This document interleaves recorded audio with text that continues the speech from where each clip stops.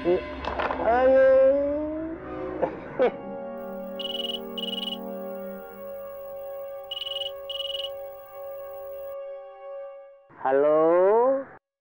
Hello काका, मी साक्षी बोलते.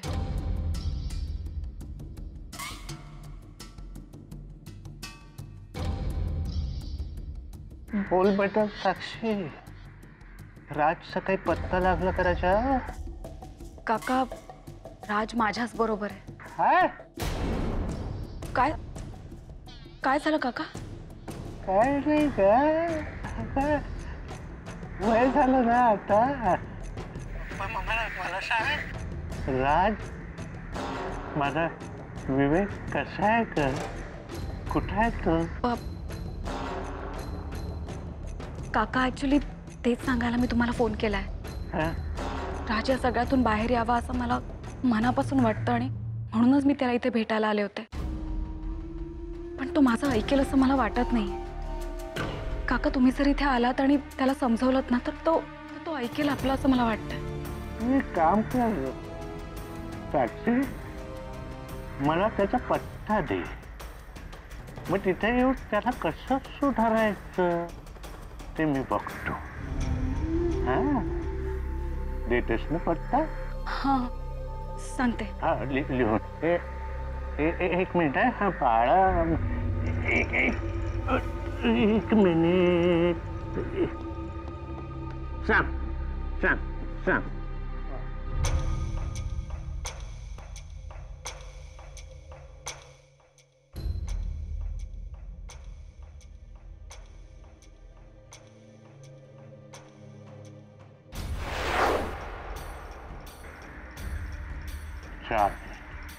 हे बघ, तू एक काम कर राजा. मी तिथे येईपर्यंत फक्त त्याच्यावर लक्ष. हा तिथं आल्यानंतर काय करायचं ते मी तुला सांगतो. शहाणी माझी बाय करशील ना राजा? बर, हे उपपूर. ठीक आहे काका, ठेवते.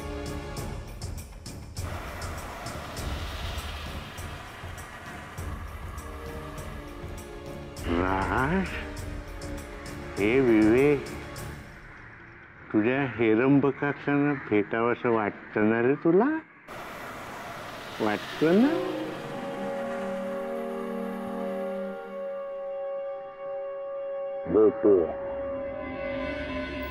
काय श्रीमंत विक्रमादित्य राजे शिर्के? सर, तुम्ही असं बोलून आम्हाला लाजवताय. लाजवत नाही, वस्तुस्थितीची जाणीव करून देतो. आज मी तुझ्याशी टी.व्ही. देशमुख म्हणून बोलत नाही. देवयानीचा आजोबा नव्हे, तिचा बापच तुझ्याशी बोलतो. एका अशा मुलीचा बाप जी तुझ्यावर मनापासून प्रेम करते, तुझ्याशिवाय जगूच शकत नाही. ती शरीराने जरी आमच्याबरोबर असली तरी मनाने सतत तुझ्याच जवळ असते. तू मात्र तिच्याशी प्रेमाचं नाटक केलंस.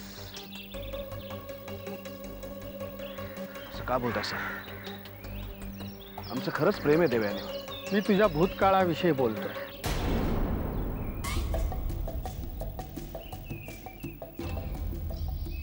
खरं तर घडून गेलेल्या दिवसाबद्दल मला बोलायचं नाही आहे, पण त्याचा संबंध माझ्या देऊच्या वर्तमानाशी आणि भविष्याशी येणार आहे, म्हणून मला काही गोष्टींचा खुलासा करणं आवश्यक आहे.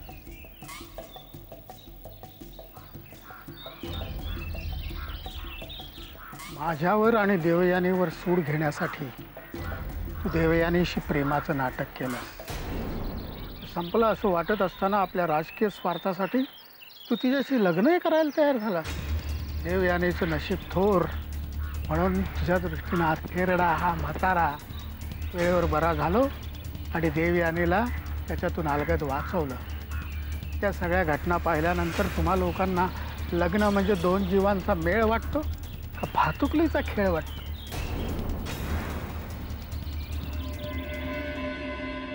काय झालं साक्षी?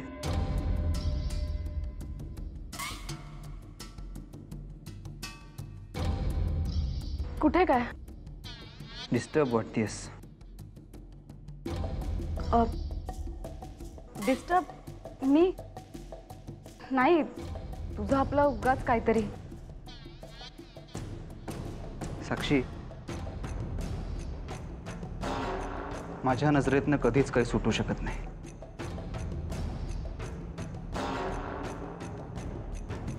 थोडा वेळापूर्वीची साक्षी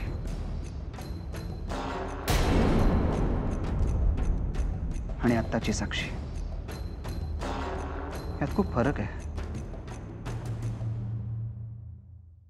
राज, मी जेव्हापासून इकडे आले मला सारखे असं वाटतंय की माझ्या प्रत्येक बाबतीत तू तू संशयाने बघतोयस माझ्याकडे. हसले तर का हसले, बोलले तर का बोलले. साक्षी, साक्षी प्लीज मला समजून घे. मी सध्या कुठल्या परिस्थितीत जगतोय तुलाही चांगलं माहिती आहे. मला मारायला बाहेर खूप जण टपलेत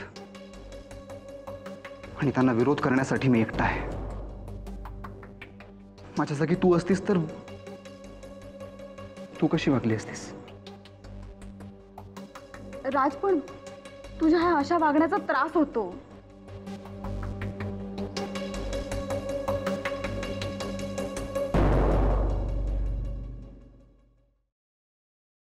जोपर्यंत आपण इथे आहोत तोपर्यंत माझ्या वागण्यात काही बदल होणार नाहीये. म्हणून तुला म्हणतोय साक्षी, आपण लवकरात लवकर इकडनं निघूया. पण तू माझं ऐकतच नाहीयेस. नाही राज, मला मला तुझ्याबरोबर इथेच जास्त सुरक्षित वाटतं. साक्षी, ही जागा कितीही सुरक्षित असली ना तरी काही दिवसांनी ही जागा माझ्यासाठी असुरक्षित होणार आहे. की तुझ्या कसं लक्षात येत नाहीये? साक्षी, अजूनही वेळ गेली नाहीये. तू म्हणत असशील तर नाही नाही राज, हे बघ, तुला जर वाटत असेल ना की मी तुझ्याच बरोबर राहावं तर प्लीज इथून दुसरीकडे कुठेही जाण्याचा विचारही करू नकोस.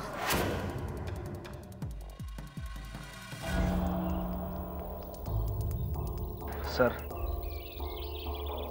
आमच्याकडनं ज्या गोष्टी घडल्या त्या चुकीच्याच होत्या आणि त्याचा आम्हाला खूप पश्चातापही होता. पश्चाताप?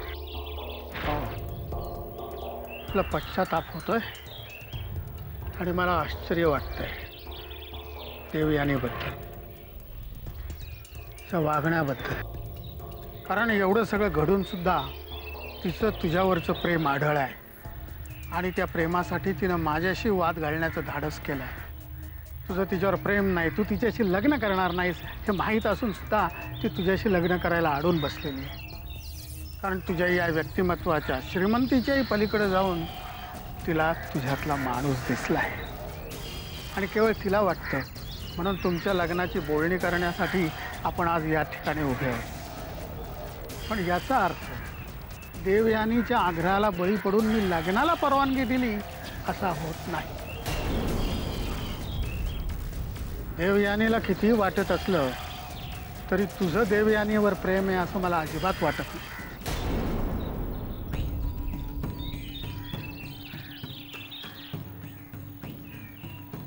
तुमचा आमच्यावरचा अविश्वास आम्ही समजू शकतो सर, आणि या गोष्टीला आम्हीच कुठेतरी जबाबदार आहोत. याआधी आम्ही तुमच्याशी ज्या पद्धतीने वागलोय त्यावरून तुमची माफी मागायची सुद्धा आमची खरं तर लायकी नाही आहे. पण सर, तुम्हीच म्हणायचं ना, माणसाने आयुष्यात केलेल्या चुकीच्या कृत्यांचा त्याला कधी ना कधीतरी पश्चाताप होत असतो आणि परिस्थिती त्याला बदलायला भाग पडते. तर या गोष्टीवर तरी तुमचा विश्वास आहे ना? सर, आमच्या लग्नाला विरोध करू नका. परिस्थितीने आम्हाला दिलेली ही एक संधी आहे देवयानीच्या रूपाने. आतापर्यंत आम्ही तिच्याशी खूप खोटं वागत आलो, तिच्यावर असलेल्या आमच्या प्रेमाचं खोटं नाटक केलं. पण आता नाही सर, आता आमचं खरंच देवयानीवर खूप मनापासून प्रेम आहे आणि तिच्याशिवाय जगण्याचा आम्ही विचारही करू शकत नाही. त्यासाठी आम्ही जबरदस्ती नाही करू शकत सर.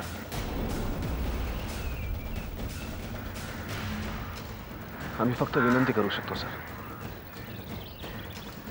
कारण आता आमच्या हातात तेवढंच आहे.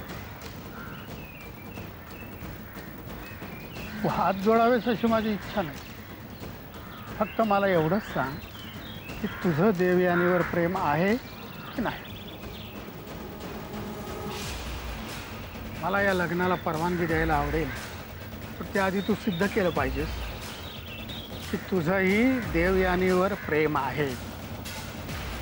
तू तिला सुखात ठेवू शकतोस अशी जेव्हा माझी खात्री पटेल तेव्हा तुमच्या दोघांचे लग्न करून द्यायची जबाबदारी माझी.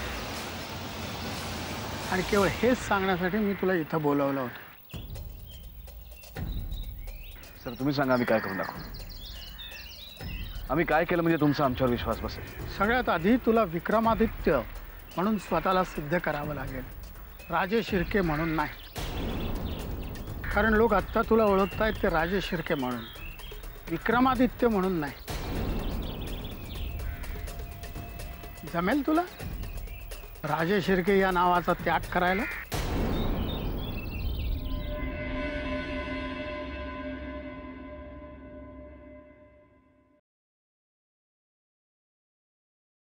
चल देऊ. बाय.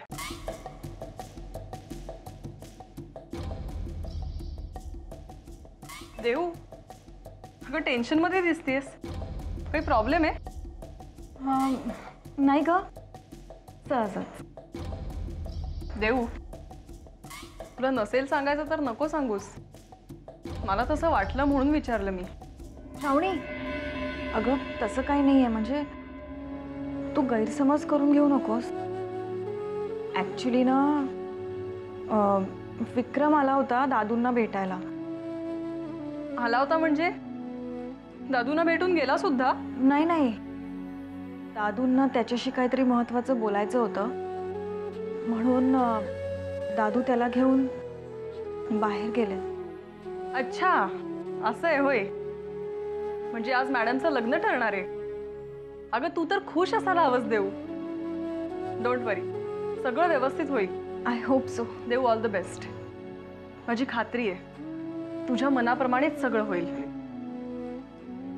अगं मला निघायला पाहिजे. हो, ऑलरेडी मला खूप उशीर झालाय. मला एक महत्त्वाचं काम आहे ना, म्हणून. ते नसतं ना तर मी थांबले असते. आणि आता काय, विक्रम तुला भेटायला रेग्युलर येईलच ना, तेव्हा होईलच भेट. काय देव करो आणि तुझं म्हणणं खरं हो. मी नक्की होईल. मी परत येईन ना तेव्हा तुझ्या तोंडाने ही बातमी तू मला देशील. All the best.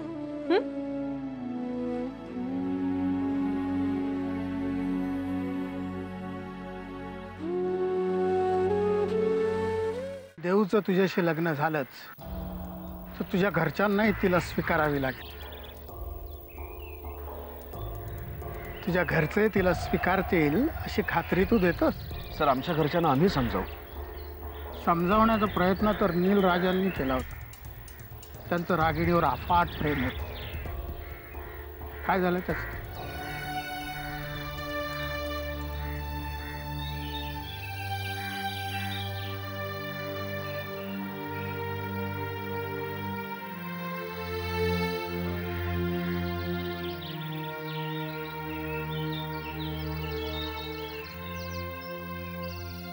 माणसांचं घर मोठं असून चालत नाही, त्या घरात राहणाऱ्या माणसांचं मनही मोठं लागतं. आणि तुझ्या रणवीर राजे शिर्क्यांचं मन किती मोठं आहे हे मी तुला सांगायची गरज नाही. तुझ्या घरच्यांनी लग्नाला परवानगी नाही दिली, काय करणार याचा विचार केलायस? विक्रमादित्य, देवयानी राजे शिर्केंची सून होणार त्यापेक्षा तिला सांभाळणारा, समजावून घेणारा, तिची काळजी घेणारा साथीदार मला हवा. तेव्हा देवयानीशी लग्न करायचं असेल तर तू विसरून जा की तू राजे शिर्के आहेस. त्याच्या पलीकडे जाऊन तुला विचार करावा लागेल.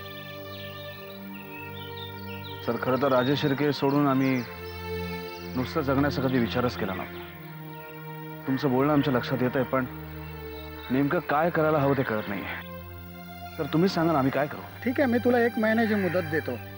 त्या 1 महिन्यात तू सामान्य माणसासारखं जगून दाखव, स्वकष्टानं पैसे मिळव. सर आम्हाला एक कळत नाहीये की आम्ही श्रीमंत आहोत ही वस्तुस्थिती आहे, हे सोडून आम्ही सामान्य माणसाप्रमाणे जगण्याचा तुमचा हट्ट का? असं केल्याने काय साध्य होणार आहे? अरे थोड्या वेळापूर्वी तू म्हणाला होतास ना की परिस्थिती माणसांना बदलायला भाग पाडते, विसरलास? मला आठवत आहे, शाळा खाली करण्यासाठी शाळेमध्ये येऊन सर्वांसमक्ष देवयानीला धमकावणारा विक्रमादित्य.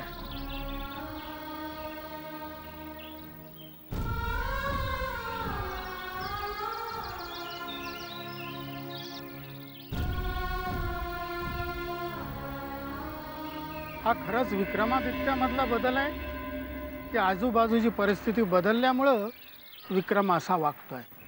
चला काय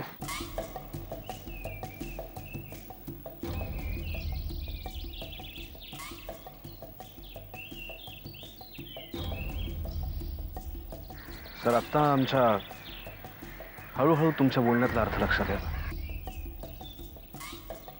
विक्रम, तू श्रीमंत आहेस, राजे शिर्के आहेस, मान्य.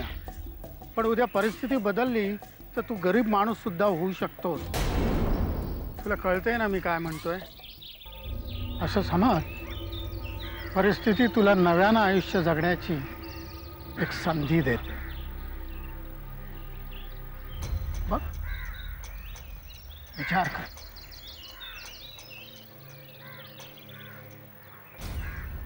सर, एक मिनिट.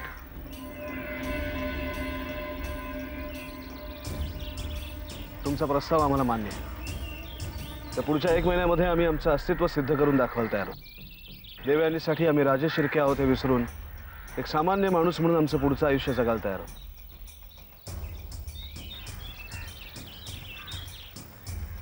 सर, त्यासाठी फक्त आम्हाला तुमच्या आशीर्वादाची गरज आहे.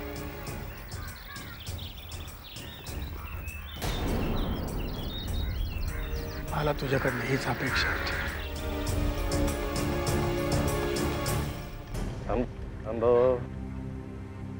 सावध राहायचं रे.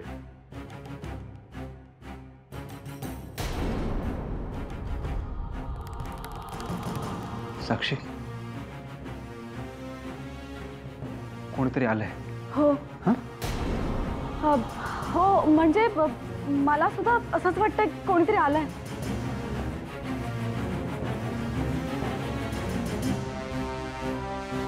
चल.